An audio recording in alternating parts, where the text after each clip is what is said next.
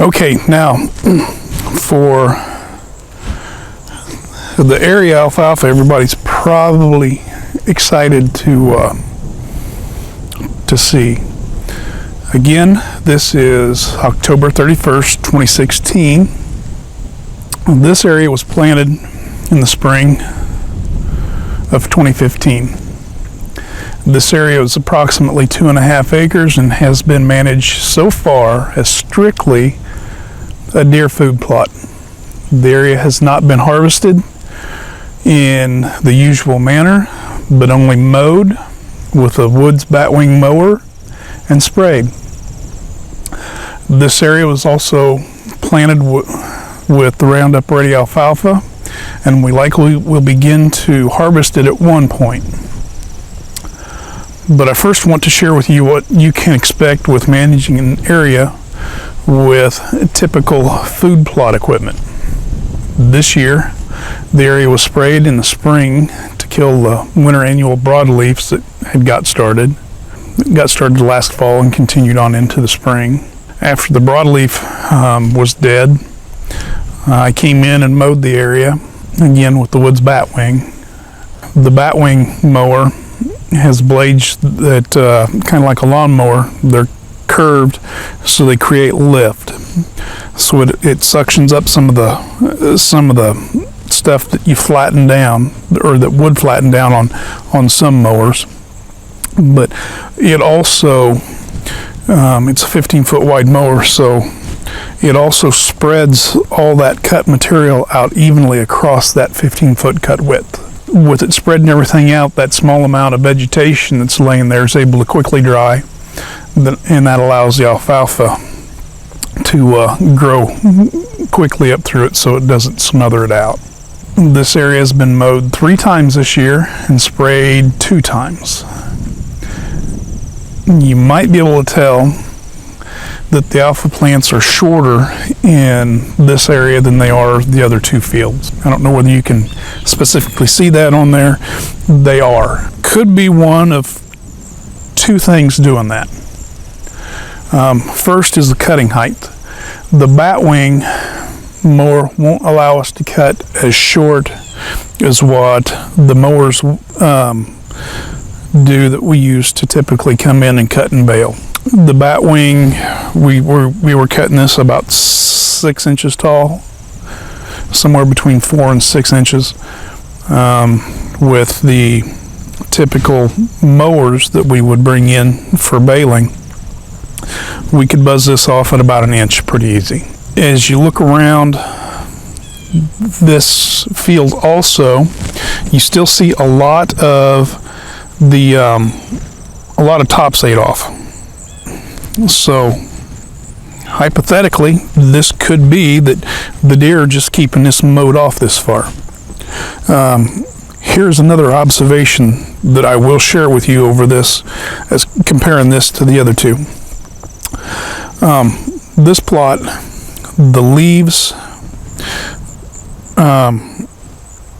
between the growing points are closer together, so the stem is shorter in between those points.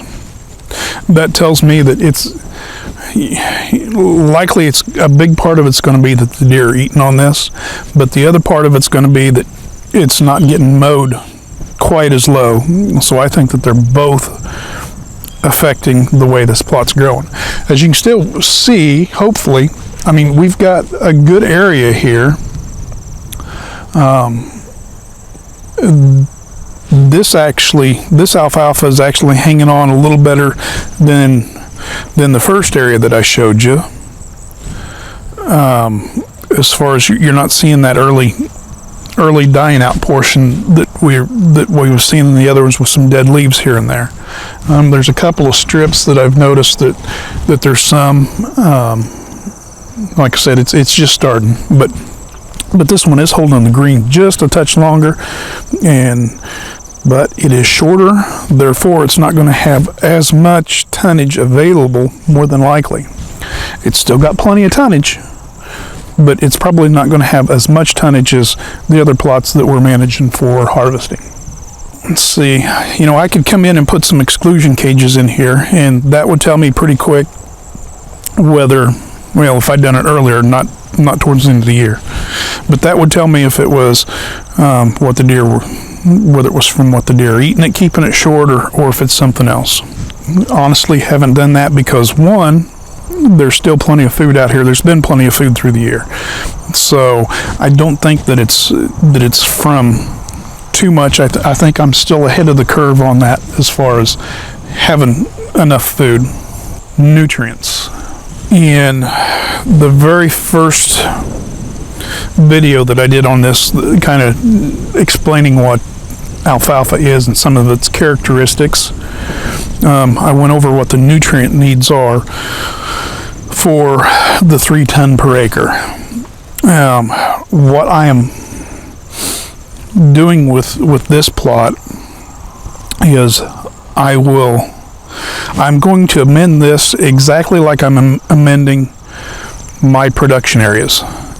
It'll get the same fertilizer as that does, and next spring when I do my soil testing, because that's when I do my soil testings in the spring, and you want to keep that. If you test in the spring this year, the next time you test, you need to test in the spring, or if you test in the fall, the next time you test, you need to test in the fall. There's a reason for that, but always do that. But the next time I do my soil test for back here, I'll look at it then and see what the difference is in between the soil test for this area and the soil test for the other areas, as far as whether the nutrients are adding on, falling back, or about even. Of course, we money-wise, we want to shoot for even. Nutrient-wise, we want to always add a little more, but we never want to fall short and deplete what's there. If you want to add alfalfa into your food plot rotation, don't be afraid.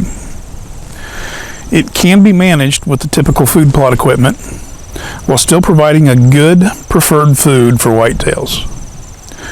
From the spring, when you first get it greened up, until the time the alfalfa goes dormant in the winter, which this year, here it is, the 1st of November, and I've still got lush green stuff for them to eat on.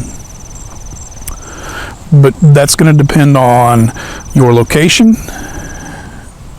and the temperatures at your location, when that winter dormancy might start kicking in and taking effect. If you want to add alfalfa into your food plot rotation, don't be afraid. It can be managed with the typical food plot equipment while still providing a good preferred food for whitetails. From the spring, when you first get it greened up, until the time the alfalfa goes dormant in the winter, which this year, here it is, the 1st of November, and I've still got lush green stuff for them to eat on. But that's going to depend on your location and the temperatures at your location, when that winter dormancy might start kicking in and taking effect. Like I said, don't be afraid of alfalfa in the food plot. I mean, this here shows that it can be done. You can manage it. Just know that there's going to be the extra work involved with it. You're going to have to either have somebody there for you or be there to do that work so that you can stay on top of it so you don't lose it. Again, alfalfa is a pretty expensive crop, especially if you're going after some of the varieties that are improved.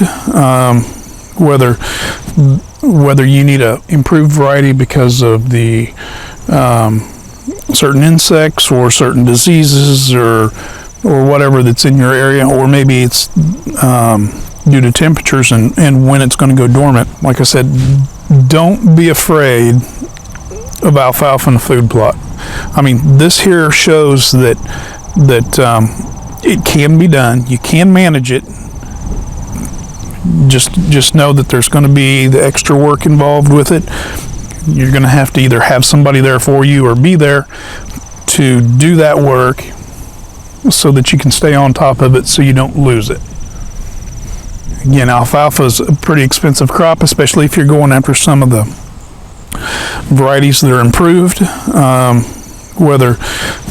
Whether you need a improved variety because of the certain insects or certain diseases or whatever that's in your area, or maybe it's due to temperatures and when it's going to go dormant. But it can be done. It can be managed.